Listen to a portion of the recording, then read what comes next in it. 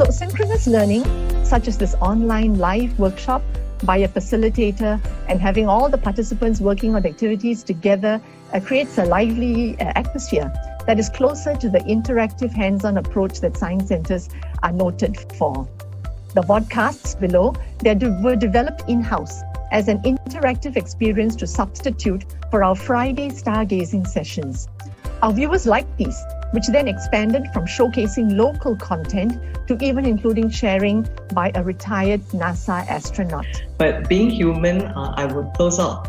If you look at D&I, it's about empathy, right? It's about how we connect to person, not just because we're human, we know how to connect. So I think the empathy part is very critical, because that's kind of the essence of how you look at diversity and embracing inclusion, so that everyone feels they're part of a group, even they're different. And people want to work in organizations that they feel valued, they feel included in, and they can share in the same values and the same aspirations with. So I think what we're going to be able to see now is how do you bring a big GLC like TMB, Petronas, and Axiata in that way, right? How do you bridge the fact that they're very used to work with, corporate giants, but now the startup scene, there are gems to be picked up, and the two advantages behind that, right? Number one, obviously, it's going to be Malaysian talent. Number two, it's going to be capability development in a local scene that that we so desperately need here in Malaysia today. So my answer is, very excited to try to bridge the gap between what the Malaysian startup scene is, and I'm going to try to be able to bring the GLC thinking, say, hey, you don't have to look at the Fortune 500 suppliers and companies. Malaysian startups are as good. On a personal level, I do think that, Tech for Good can be about creating value and also about making profit. But I think what's become quite clear from talking to the three of you is that this is an area that needs a lot more work and probably also a lot more support from private as well as public institutions. So the model probably needs a bit of reworking as well.